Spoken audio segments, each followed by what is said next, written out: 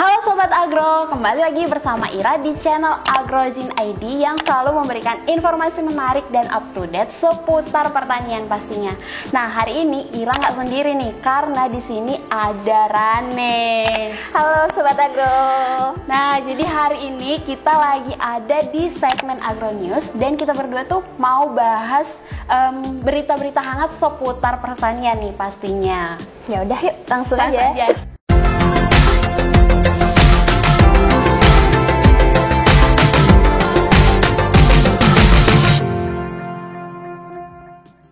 Nah, kalau ngomongin soal pertanian nih ya, di Indonesia tuh kebanyakan yang jadi petani sekarang ini adalah orang tua kan ya? Iya, bener banget. Nah, karena masih banyak stigma di masyarakat kalau misalnya pekerjaan petani itu ya nggak jauh-jauh dari sawah, terus pasti kotor-kotoran dan panas-panasan gitu. Iya, bener banget tuh, makanya sekarang ini lagi banyak banget nih program dari pemerintah, khususnya dari Kementerian Pertanian atau Kementan, untuk mengupayakan gimana nih supaya petani-petani ini tuh nggak ketinggalan zaman atau nggak ketinggalan teknologi pertanian modern seperti itu. Karena sebenarnya di Indonesia ini udah banyak banget ya teknologi pertanian yang canggih, namun sayangnya memang belum tersalurkan atau belum tersampaikan secara baik dan menyeluruh ke petani-petani yang khususnya berada di daerah-daerah. Ya, nah makanya Kementan tuh sekarang lagi mengupayakan banget nih gimana caranya untuk memberikan pelatihan dan bimbingan kepada para petani ini,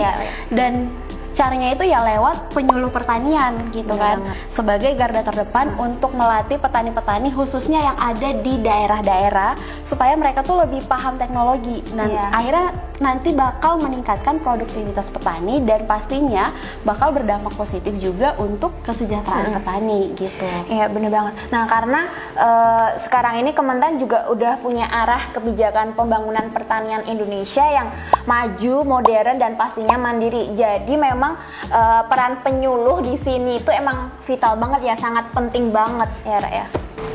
Ya, bener banget. Makanya nih baru-baru ini Kementan tuh baru mengangkat sebanyak 9.514 orang penyuluh pertanian jadi pegawai pemerintah dengan perjanjian kerja atau kita tuh kenal dengan nama P3K. Berapa tadi? 9.514. Banyak juga ya. Banyak banget sebenarnya. Nah, jadi peran penyuluh ini tuh bukan hanya untuk memastikan kegiatan produksi pertanian, tapi juga mereka tuh memfasilitasi pengembangan kemitraan dengan pelaku usaha, terus juga meningkatkan akses petani terhadap modal, sarana prasarana, dan pastinya juga meningkatkan akses petani terhadap pasar. Jadi Menteri Pertanian Syahrul Yassin Limpo tuh baru menegaskan bahwa penyuluh pertanian ini adalah garda terdepan pembangunan pertanian nasional. Jadi kesejahteraan penyuluh harus banget nih diperhatikan supaya memaksimalkan perannya mereka dalam mendampingi petani untuk menjaga stabilitas pangan nasional. Nah, terus pada kesempatan yang sama juga Kepala Badan Penyuluhan dan Pengembangan Sumber Daya Manusia Pertanian, Dedi Nur Syamsi, juga menjelaskan nih, coaching penyuluh pertanian P3K ini dilakukan untuk meningkatkan kapasitas dan kompetensi penyuluh pertanian, khususnya P3K ini. Jadi guna untuk mengoptimalisasikan kegiatan pembinaan, pengawalan, dan pendampingan kepada petani. Itu. Nah, jadi diharapkan dengan adanya tenaga penyuluh pertanian P3K ini akan menjadi tenaga yang profesional, mandiri, dan juga responsif dalam pelaksanaan tugasnya agar mampu memecahkan permasalahan petani di lapangan sesuai dengan disiplin ilmu pengetahuan yang dimiliki dan juga tepat sesuai dengan potensi daerahnya masing-masing. Nah, jadi untuk mewujudkan arah tujuan pembangunan pertanian yang maju, modern, dan mandiri tadi itu, Kementan ini memproyeksikan penyuluh pertanian yang nantinya juga mereka tuh harus mempunyai kemampuan dalam menghadapi perkembangan teknologi di era revolusi industri sekarang nih, yang kita tahu pasti menuntut perubahan yang dinamis ya kan? Iya, benar banget. Memang jadi peran penyuluh pertanian di sini itu sangat penting banget ya untuk memajukan pembangunan pertanian di Indonesia. Nah, khususnya untuk memberikan pelatihan kepada petani-petani yang ada di daerah biar nggak ketinggalan kemajuan teknologi pertanian yang modern saat ini. Nah, jadi dengan adanya perkembangan teknologi yang ada saat ini tuh diharapkan nanti juga bisa meningkatkan produktivitas pertanian dan juga pastinya dapat mensejahterakan petani itu sendiri. Nah iya bener banget tuh Ran. Jadi kalau misalnya kita ibaratin pertahanan negara nih, menurut Kementan itu penyuluh pertanian ini adalah Kopassusnya pertanian, karena emang benar-benar nih mereka tuh nggak boleh salah dalam merekomendasikan teknologi, terus juga sekaligus memfasilitasi penumbuhan dan pengembangan kelembagaan juga ekonomi petani.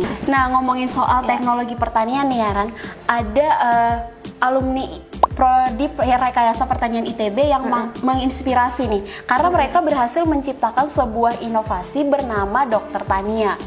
Dokter Tania siapa itu? Dokter Tania? Bukan siapa, tapi apa? Karena Dokter Tania ini adalah sebuah aplikasi yang bisa mengidentifikasi penyakit tanaman secara otomatis hanya dengan melalui foto. Wah, keren banget ya. Karena memang kita tahu ya, hama penyakit ini memang jadi momok terbesar bagi para petani karena dapat mengganggu juga ya, bisa menyebabkan gagal panen itu pastinya. Wah, jadi dengan adanya Dokter Tania ini pasti bakalan sangat membantu petani juga ya. Yes. Jadi nih Ran, aplikasi Dokter Tania ini adalah produk dari PT Neura Cipta Nusantara, atau mereka tuh menyingkatnya dengan nama Neurafarm. Neurafarm. Dan itu tuh udah dibuat dari tahun 2017 sama 4 orang alumni ITB. Itu ada Lintang, terus juga ada 3 temannya, yaitu Novali Novadel Hutomo, Febi Agil Ifdila, dan Febriani Arta. Jadi sekarang nih aplikasi Dokter Tania ini udah bisa kamu download di Play Store dan juga App Store. Jadi penggunanya pun sekarang udah mulai banyak nih. Udah ada sekitar 10.000 pengguna dan pengguna aktifnya tuh sekitar 2.500 orang per bulannya. Wow, banyak juga ya. Berarti untuk sekarang Sobat Agro yang pengen mengidentifikasi penyakit yang ada pada tanamannya, bisa banget tuh download Dokter Tania di App Store maupun di Play Store, udah tersedia ya. Dan pastinya gratis nggak, Ra? Gratis. Tapi kamu nanti pas udah menggunakan nih, kamu bisa dikasih pilihan untuk jadi member premium. Tapi itu tergantung kamu juga sih. Nah, tapi yang paling membanggakan lagi nih berkat inovasinya ini, jadi keempat mahasiswa tadi itu yang dari ITB ini berhasil menjuarai beberapa kompetisi internasional. Wah, keren banget. Salah satunya tuh mereka berhasil jadi juara 2 Startup Istanbul Challenge tahun 2018 di Turki. Wow. Dan pastinya prestasinya masih banyak lagi ya, nggak cuma itu aja ya. Iya, dan itu kan cuma salah satunya aja. Oke. Jadi aplikasi Dokter Tania ini menggunakan teknologi AI atau kecerdasan buatan sehingga dapat mengidentifikasikan penyakit tanaman secara tepat dan akurat. Kayak gitu. Dan pasti cepat. Itu sih yang paling penting, cepat, praktis, dan akurat. Nah, ngomong-ngomong soal akurat, berapa sih Ra keakurasian dari aplikasi Dokter Tania ini? Nah, sekarang nih aplikasi Dokter Tania ini bisa mengidentifikasi penyakit tanaman dengan keakurasian 70 sampai 80%. Dan sekarang ini aplikasinya juga udah bisa mengidentifikasi sebanyak 14 komoditas tanaman dan 33 jenis penyakit. Wah, jadi dengan adanya Dokter Tania ini sangat membantu banget ya buat para petani untuk mengidentifikasi hama penyakit yang menyerang tanamannya. Nah, sehingga upaya pencegahan dan pembasmian hama penyakit pun dapat dilakukan secara tepat dan cepat pastinya. Ya, selain cepat dan tepat juga praktis pastinya yang paling penting. Jadi ini diharapkan dengan adanya teknologi ini tuh semakin mempermudah petani untuk mengatasi permasalahan penyakit tanamannya mereka, supaya gagal panen bisa dikurangi. Dan apalagi nih aplikasi ini tuh deket banget sebenarnya sama kita karena kita bisa menggunakan aplikasi ini dengan benda yang selalu kita gunakan setiap hari. HP. Yes, benar banget. Nah, Nah, jadi ngomongin tadi soal dokter Tania nih, dokter Tania kan bisa membantu mengidentifikasikan hama penyakit pada tanaman. Nah, terus setelah teridentifikasi, apa sih yang harus kita lakukan gitu, Ra? Masa ya udah dibiarin gitu aja, nggak kan ya? Ya, jadi seharusnya sih kita mencari tahu nih cara pembasmian hama dan penyakit itu tadi, Lan. Nah, yang jadi pertanyaannya, gimana tuh caranya? Nah, jadi biasanya kebanyakan petani nih menggunakan bahan-bahan pestisida kimia yang kita tahu berbahaya, apalagi kalau misalnya dosis yang digunakan itu sampai berlebihan. Karena biasanya petani tuh beranggapan semakin tinggi dosis yang digunakan, maka semakin cepat juga nih pembasmiannya gitu. Tapi sebenarnya itu tuh nggak bener gitu kan. Iya benar. Padahal nih ya, kita nggak tahu nih dampak dalam jangka panjang, pendek ataupun panjang nanti dengan penggunaan bahan kimia ini tuh akan berdampak seperti apa nih buat lingkungan dan juga tanaman kayak gitu. Yang pastinya sih merugikan ya, dan pasti juga kita juga bakalan terkena dampaknya juga. Nah, iya benar banget. Apalagi kita sebagai petani yang setiap hari nih akan bersentuhan dengan yang namanya pestisida. Nah, tapi selain pestisida kimia, kalian tahu nggak sih ada nggak alternatif lain yang bisa kita gunakan untuk mengatasi hama dan penyakit ini, tapi terbuat dari bahan-bahan alami? Yang pasti ada dong, namanya biopestisida. Jadi buat yang belum tahu apa sih biopestisida? Nah, jadi biopestisida ini merupakan pestisida yang terbuat dari bahan alami dan pastinya ramah lingkungan. Nah, di sini biopestisida ini ada 3 jenis, Ra. Jadi ada bioinsektisida, ada bioherbisida, dan juga ada biofungisida. Nah, buat yang belum tahu, coba Ra, jelaskan gimana tuh? Satu-satu nih ya kita bahas. Jadi tadi tuh ada 3 biopestisida nih. Yang pertama adalah bioinsektisida.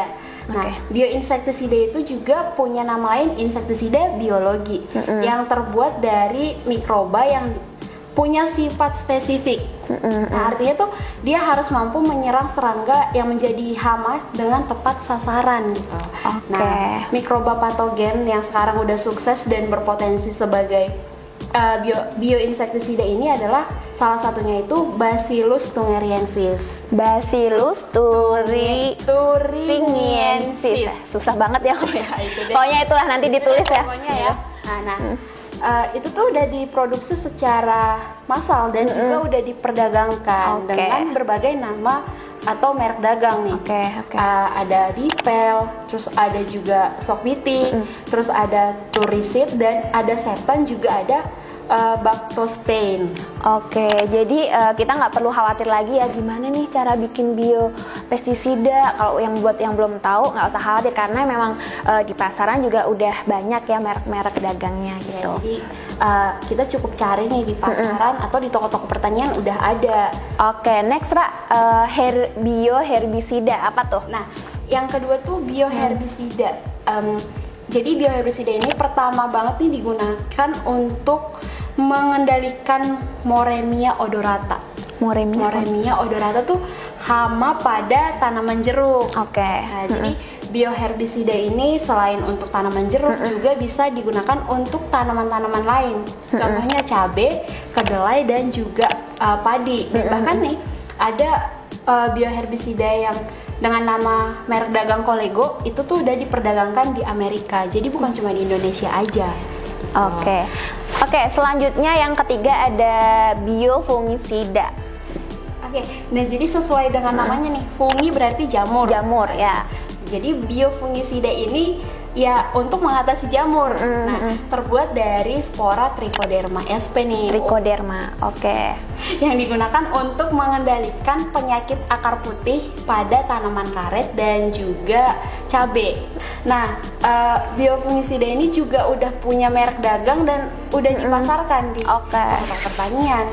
Salah satunya tuh ada Sakope, terus juga ada Biotripe, dan juga di Indonesia yang terkenal adalah Ganodium T yang direkomendasikan untuk mengendalikan penyakit busuk akar pada tanaman cabai akibat serangan si jamur.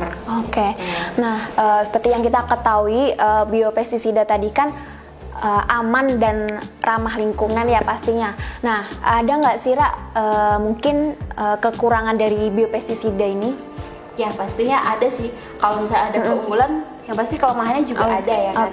Nah, selain kalau keunggulannya udah pasti ramah lingkungan. Selain gitu terus, juga apalagi karena bahan-bahannya lebih gampang didapat, jadi lebih murah. Murah ya. Nah, tapi kelemahannya itu tuh dia butuh waktu yang lama untuk bisa bekerja dengan baik ke si tanaman yang kita semprotin. Gitu. Jadi emang harus sabar ya. Gitu. Terus itu dia juga tidak tahan terhadap sinar matahari dan umur penyimpanannya tuh pendek karena kan bahan-bahan alami nih. Iya benar. Terus selain itu juga biopestisida ini biasanya kurang praktis karena ya itu tadi penyemprotannya harus kita lakukan berulang-ulang. Nah, itu tadi kita balik lagi yang tadi keunggulan dari biopestisida ya. Tadi kan ramah lingkungan. Tadi mau nambahin sedikit lagi nih, karena menggunakan bahan dari alami, jadi residunya itu tuh tidak menimbulkan residu yang berbahaya bagi tanaman ya pastinya, dan juga produk-produk pertanian yang dihasilkan pun akan lebih sehat. Ya nggak? Begitu banget, bebas dari racun. Ya benar banget. Nah itu dia Sobat Agro. Jadi sekarang ini teknologi pertanian di Indonesia udah semakin maju dan inovasi di bidang pertanian pun udah semakin berkembang dan tentunya tuh memudahkan pekerjaan kita sebagai petani. Ya benar banget ya, semoga kedepannya nih semakin banyak lagi deh teknologi pertanian yang lebih mutakhir di Indonesia, dan semoga dengan semakin berkembangnya teknologi ini generasi muda bakalan lebih melek pertanian ya, dan juga bakalan termotivasi nih untuk dapat bergabung bersama petani-petani senior, dan pastinya tujuan utama yaitu untuk memajukan pertanian Indonesia. Bener banget. Jadi kita sebagai generasi muda nih harus mulai dari sekarang. Ya kalau nggak sekarang kapan lagi ya kan? Kalau nggak kita mau siapa lagi? Ya bener banget. Jadi itu tadi obrolan di segmen Agronews bersama Ira dan Rani. Nah kalau kalian suka dengan video ini, jangan lupa di like, terus apa lagi Ran? Dan jangan lupa di share ke teman-teman kalian, dan pastinya pencet tombol subscribe. Dan kita ketemu lagi di video-video selanjutnya. Kita pamit. Dadah.